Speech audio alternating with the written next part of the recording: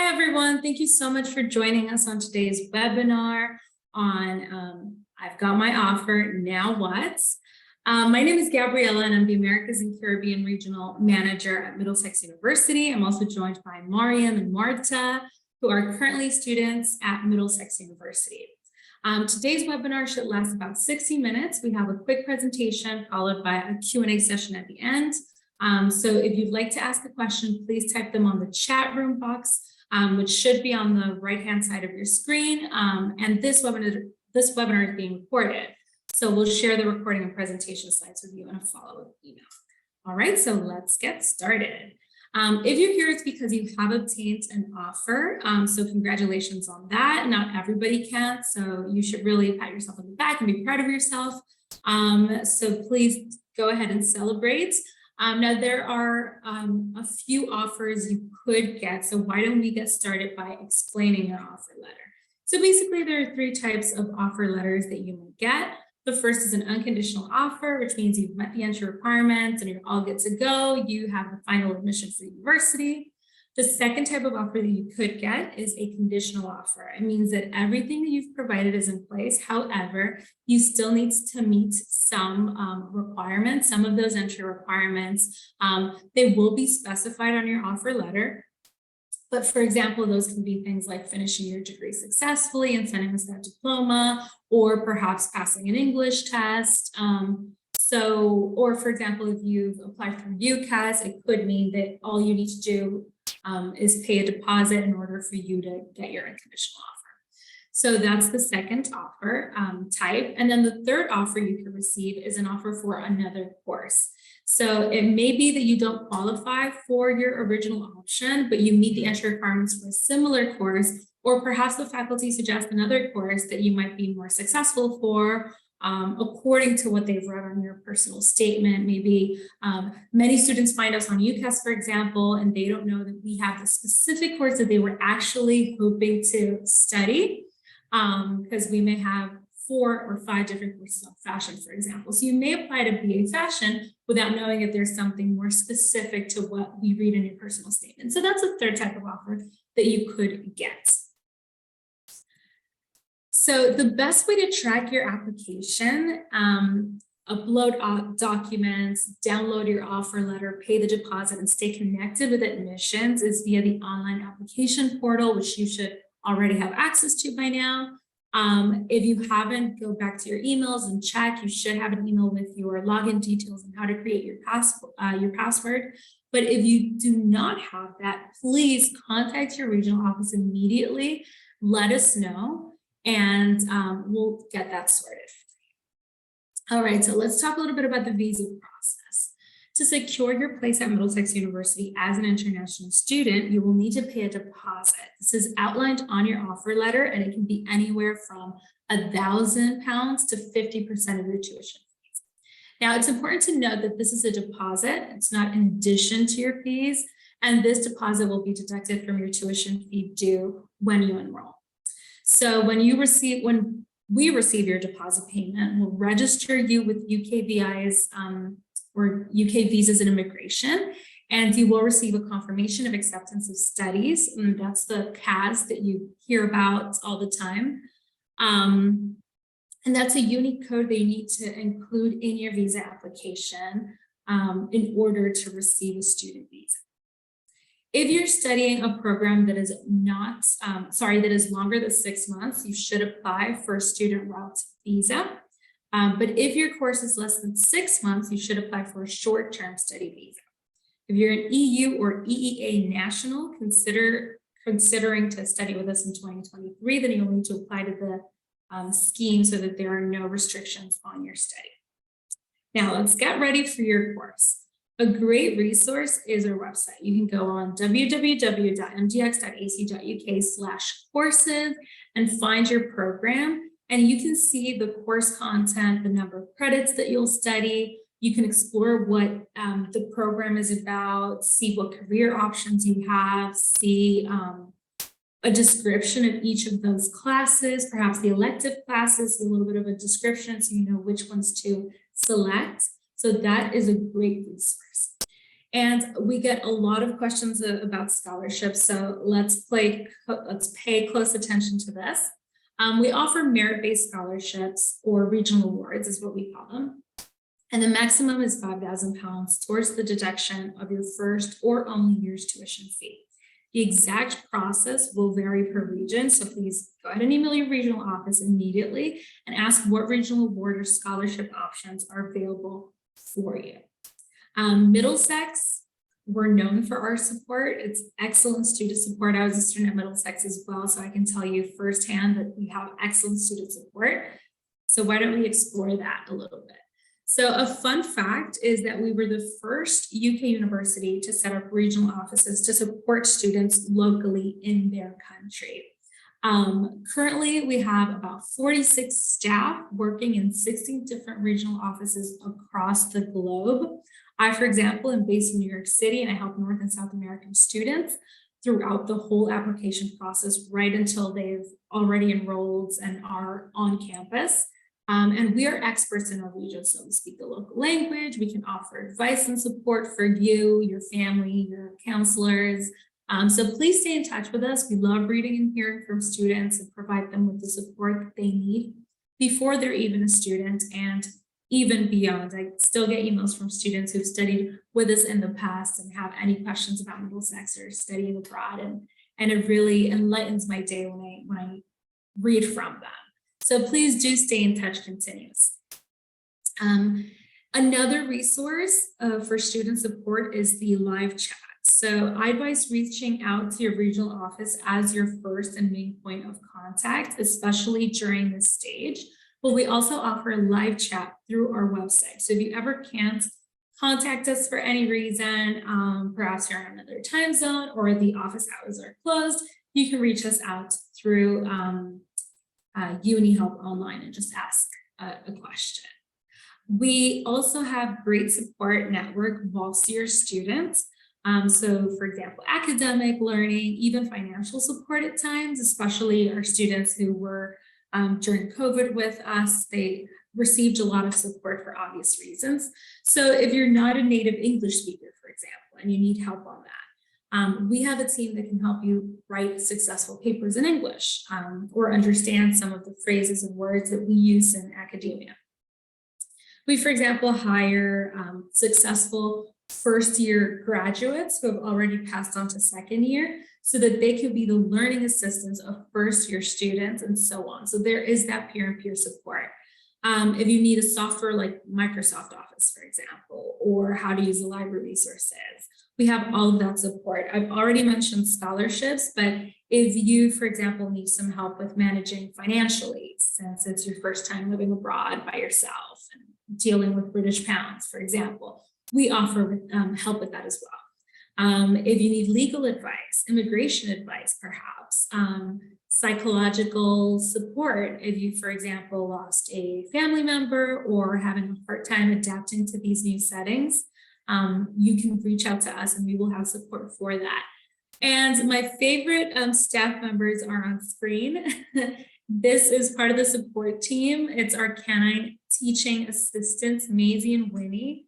They're the perfect antidote for stress. So if you ever have a stressful day, or you just need some cuddly time with pets, there are furry student assistants that are on campus. Now let's talk a little bit about accommodations, because at this point you perhaps haven't chosen accommodation, or perhaps you have. But let's talk about accommodation. So we provide accommodation for all full-time first-year students. There is availability for all full-time first-year students. We have 5 different halls of residence that are on campus or around campus. They all include bills, a weekly cleaner for the common areas, fast Wi-Fi, 24/7 security, and of course, very good links to the university and to Central London. I think it's the best of both worlds, honestly, and I lived at a hall of residence myself while I was a student. The reason why I think it's the best of both worlds is because in the majority of cases, you have your own bedroom and washrooms. You don't have to share those at all. but you do have a shared kitchen and living spaces. So that's a great way to meet people, try new cuisines from around the world, feel like you're part of a community, but at the same time, you can have your privacy. You can just come into your bedroom, not leave the bedroom if you wanted to. So there is that duality of community living versus a lot of privacy as well. So I do think that's the best of both worlds.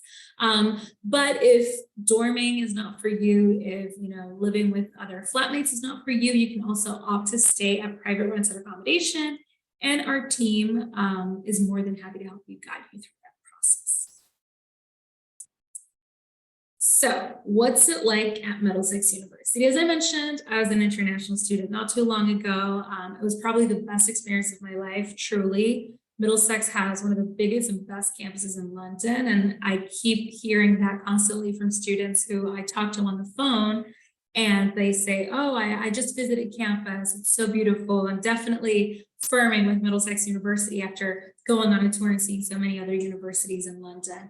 So students really appreciate the fact that we're a campus university, and that's something that you can get with us versus some other universities in the city center, which for obvious reasons don't have enough space to have a campus community. So one of the best campuses in London, you'll be studying just a short distance from the city center, so you can spend a lot of time in the city center as well. We're only about a 30-minute tube ride into central London, so that's pretty doable.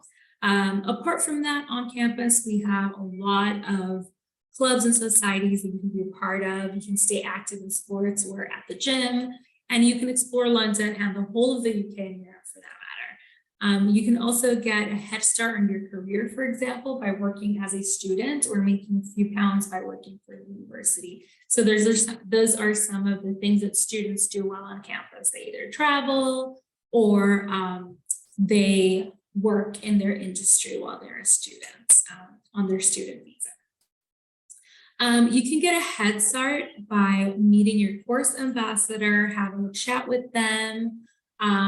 If you go on our website and search for chat with students, that's another good resource. And I think a really good other resource is on YouTube, where you'll find a lot of content for prospective students.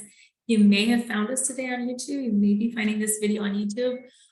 So please do check the rest of our YouTube videos, which should be very helpful for you, especially during this stage, and then to get a little bit of a peek into what student life is like. All right, so for those of you who are thinking of preparing for the future, or perhaps you already have your unconditional offer and you're ready, set, go, then let's talk about departure. A common question that we get is what to pack. I remember asking myself this when I was a student as well, or before I became a student at Middlesex. I'm like, what should I pack?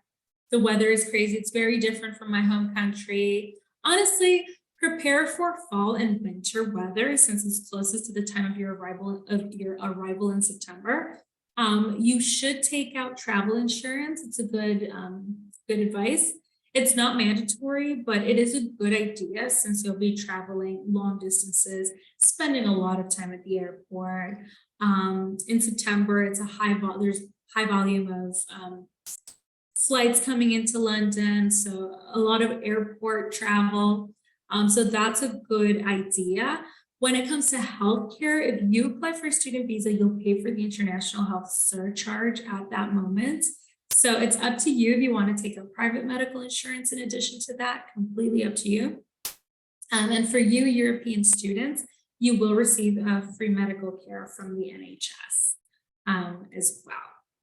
So I think this is a great time to perhaps take a screenshot or pause the video and take note of this. This is a good checklist. You'll need your passport with a visa, obviously, and that's if your course is for longer than 6 months, or your ID card if you're from the EU. You will need all correspondence from the uni, including your unconditional offer letter, which you should already have by that time, and your accommodation contract. Some students, depending on your nationality, will be asked to provide evidence of funds. So if you're studying on scholarship, you can bring that evidence with you. You will need health certificates. You may be asked for vaccination cards, so it's best to bring it. Any prescriptions that you're taking, Any medications that you need to take in the UK, you should bring those prescriptions as well.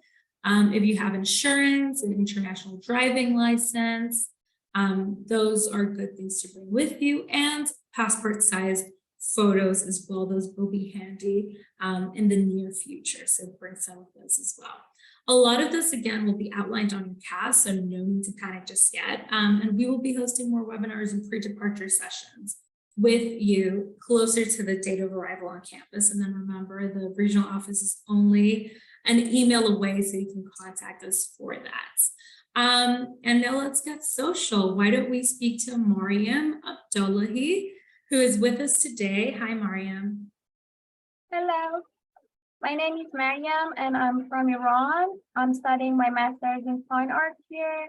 And yeah, you can see a picture here from me working in the studio and then my studio space. So yeah, that's it.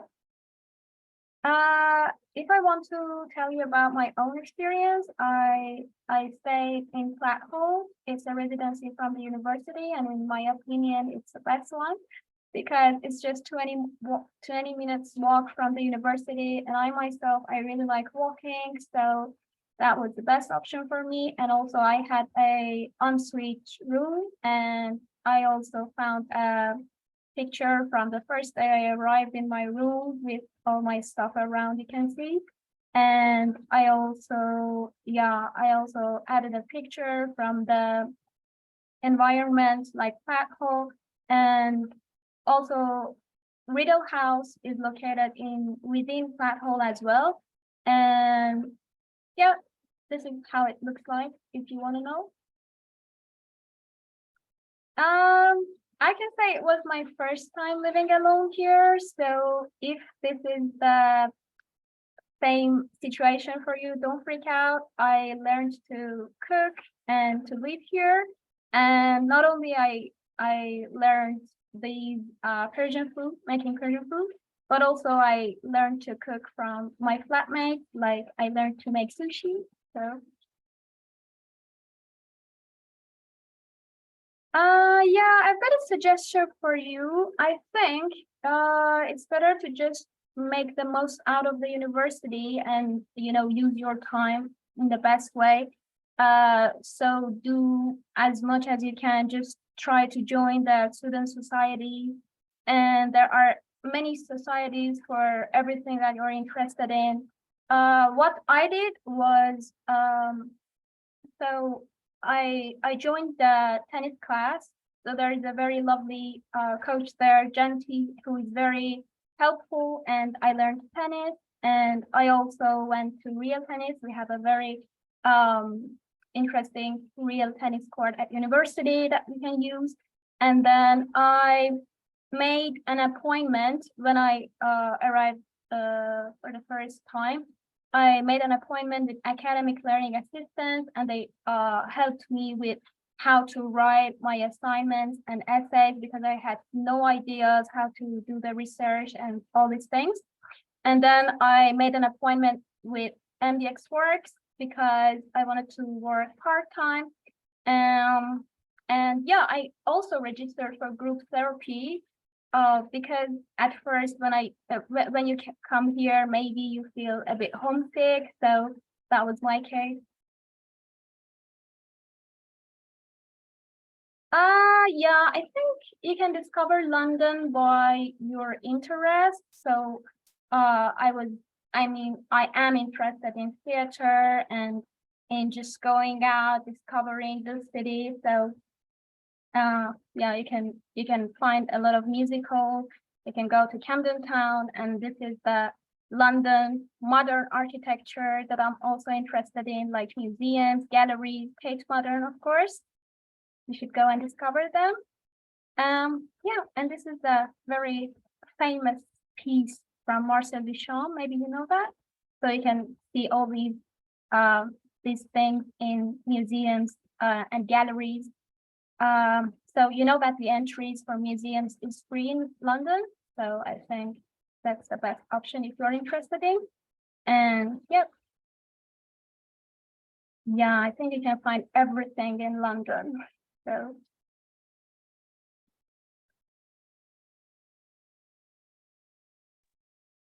So now I'm Thank going you to so much. present. Sorry, Marta. Oh, Thank you sorry. so much. Marta, why don't you tell us about your therapy? So first of all, I'm going to talk about my experience.